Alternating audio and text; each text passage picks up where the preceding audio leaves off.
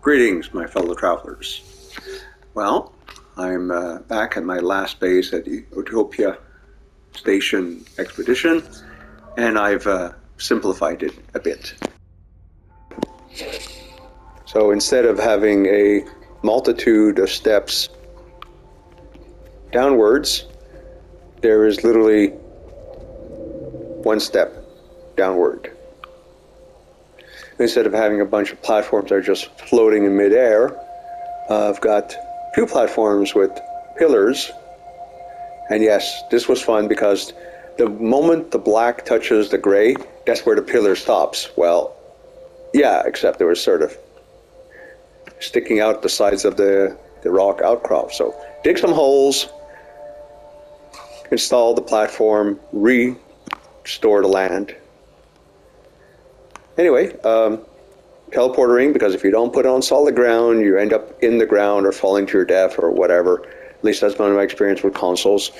I really hope and pray that you people who use PCs don't have this problem, because some of your bases otherwise than that would make no sense. Anyway, having said that, one vault partially in the hillside, and that's it. That's the extent of the support structure. Yes, that was fun, because strangely enough, hitting my forehead on the display panels while I'm coming out of teleport a bit annoying. So I managed to sink it in. It took several tries to get the height right. It's more or less in circle. Sometimes I wish this part didn't exist. Just have the connectors at the base. And yes, of course, you put a platform in and the holes for plants disappear.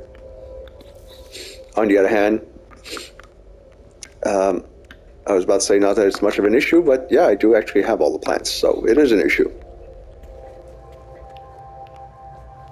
Landing pad. And hey, strangely enough, you don't need a door. Very interesting. And is it not a gorgeous view of the lakes?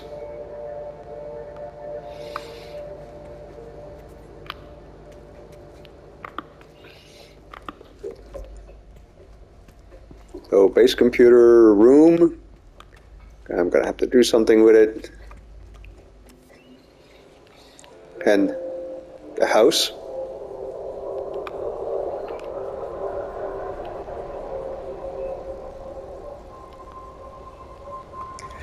And what I don't understand is no frigging sentinels to be seen when I first set up shop. Now I've got 3 patrolling the base. It was one of the factors I chose to build the base here, is no sentinels.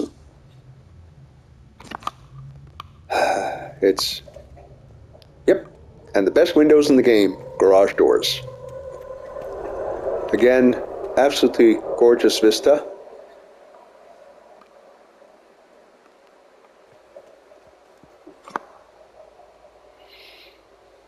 I really wish the hole was a little bit bigger so it could have done a spiral going down.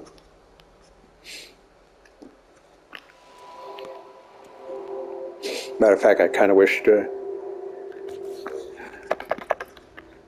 these guys would come in 60-degree angle variation, so you could actually indeed do a spiral downwards. But I have to remember this is a exploration/survival game, not a construction game. And oddly enough, there doesn't seem to be that many available for console. There are a few that allow you to, in one case, build preset buildings. Sims apparently has a whole construction thing, but God, it's even worse than No Man's Sky as far as having to gather the resources to do the building, from what I can see. Yeah. So until something better comes along, I'm sticking with No Man's Sky as far as building. But some of the difficulties with No Man's Sky really become obvious and glaring when you consider Skyrim. You know, flat terrain. Wherever you can build a house, it's always flat terrain. And yes, there are a very, very limited number of parts you can use. They're usually area or home specific. But hey, taking exception to the fact that they don't have washrooms, they're thoroughly fleshed out houses with bookshelves. Yes, you can put individual books on the bookshelves. It's totally awesome. And, well, I'm going to call it quits. I have a couple of bounties to do in Destiny. Yeah, that's not something you say out of video gaming. And, well, with that, I am going to call it quits.